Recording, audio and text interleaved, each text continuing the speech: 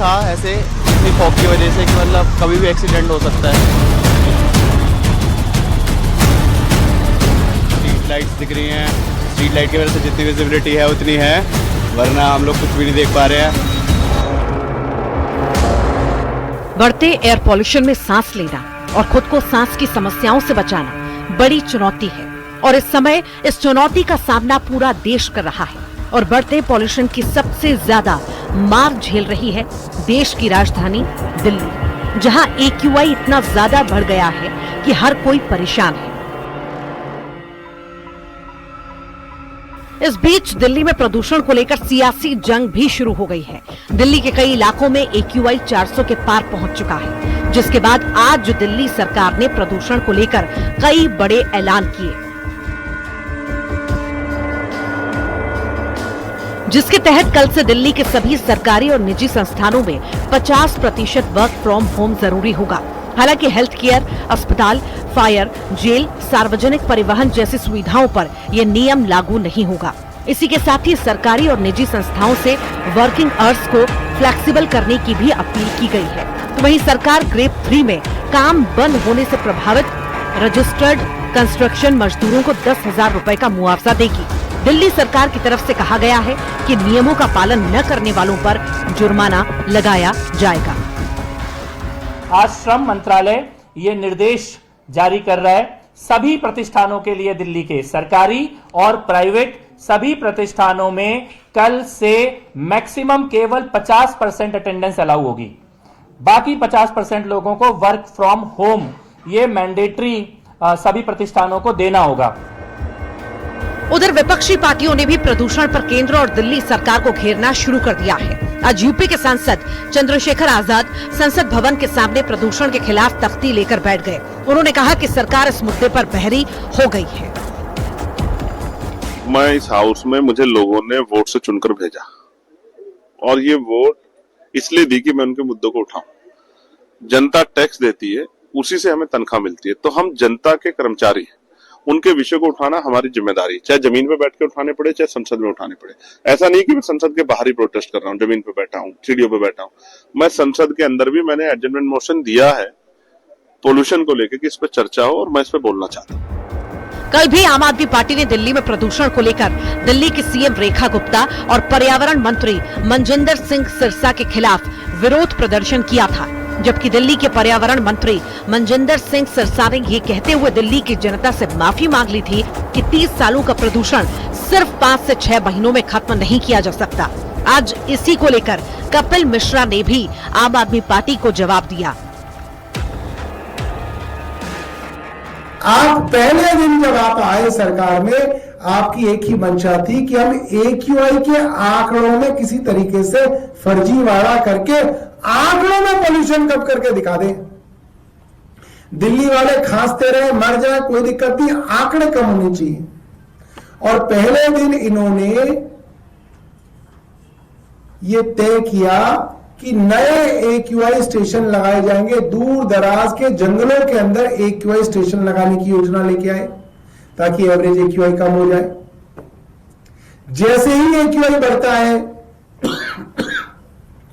दिल्ली के AQI monitoring stations को ये शट डाउन कर देते हैं कि भाई एक गलती तो हुई है हमसे, और वो गलती ये हुई है कि हम 30 साल का पोल्यूशन 5 महीने में खत्म नहीं किया। ये भी गलती हुई है कि पिछला मुख्यमंत्री भाग जाता था 1 महीने, हर दिसंबर जनवरी 1 महीने की छुट्टी लेके भागता था दिल्ली से।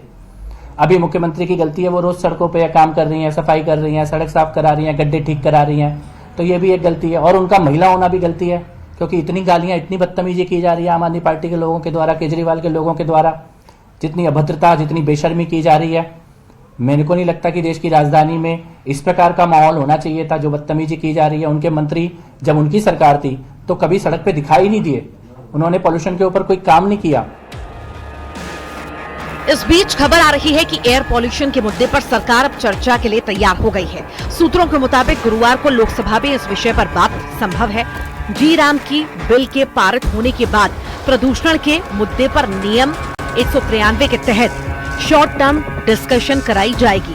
विपक्ष लंबे समय से वायु प्रदूषण पर चर्चा की मांग कर रहा था, खासकर उत्तर भारत में बढ़ते प्रदूषण स्तर को लेकर। सरकार की सहमति के बाद सदन में इस गंभीर समस्या पर सीमित समय की बहस होगी, जिसमें सांसद अपने सवाल और सुझाव रखेंगे। Bureau report, news 18। कश्मीर के वादियों में सर्दी ने अपने तेवर दिखाने शुरू कर दिए। तापमान में लगातार गिरावट के बाद श्रीनगर समेत पूरे कश्मीर में पारा शून्य से नीचे चला गया। घना कोहरा, बिजली कटौती, पानी की किल्लत ने लोगों की मुश्किलों को और ज्यादा बढ़ा दिया है। मौसम विभाग के मुताबिक आने वाले दिनों में ऊंचाई वाले इलाकों में हल्की बर्फबारी की संभावना है। रिपोर्ट देखिए।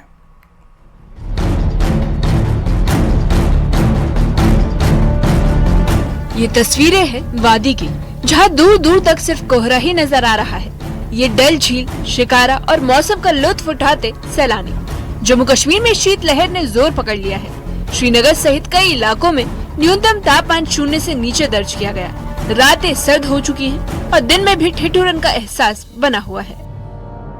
घाटी के निचले इलाकों में घना कोहरा रोजमर्रा की जिंदगी में बाधा बन रहा है। सुबह और देर शाम विजिबिलिटी बेहद कम हो जाती है, जिससे सड़क यातायात प्रभावित हो रहा है। कड़ाके की ठंड के चलते कई इलाकों में बिजली कटौती और पानी की समस्या सामने आई है। तो वहीं दूसरी ओर ये नजारे हैं डल झील के, जहाँ सैलानी घूमते और कैमरे में नजारे कैद करते दिख जाएंगे।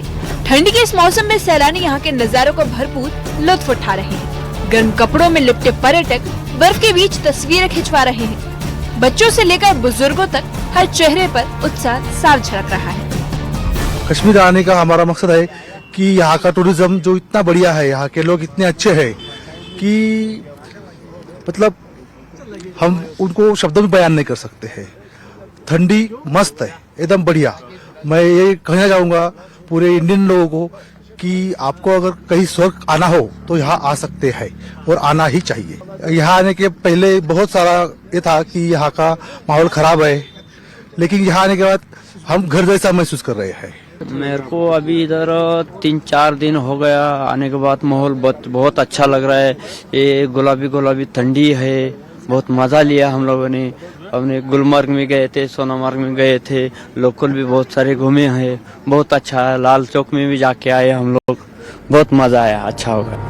बर्फ से ढकी वादियाँ, ठंडी हवाएं और गिरता पारा। ठंड के बावजूद सैलानियों का जोश कम नहीं और पर्यटन स्थलों पर रौनक बनी हुई है। वादी में मौसम का लुत्फ उठाते इन सैलानियों का कहना है कि नहीं, यहाँ किसी भी तरह का कोई खतरा नहीं महसूस हो रहा। यहाँ पे आके हमें बहुत अच्छा लगा, बहुत अच्छा लगा। यहाँ का जो नजारा है देखने लायक है।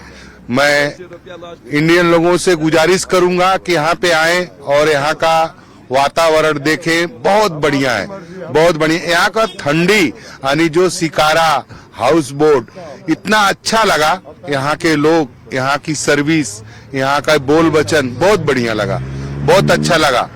और यहाँ का जो बात करने का तरीका है वो बहुत बढ़िया है।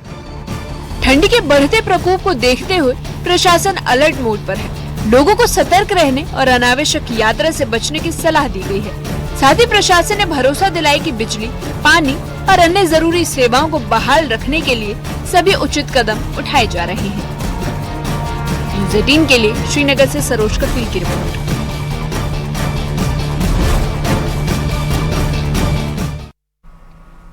और इसी के साथ ही देश प्रदेश में अभी के लिए फिलहाल इतना ही। नमस्कार।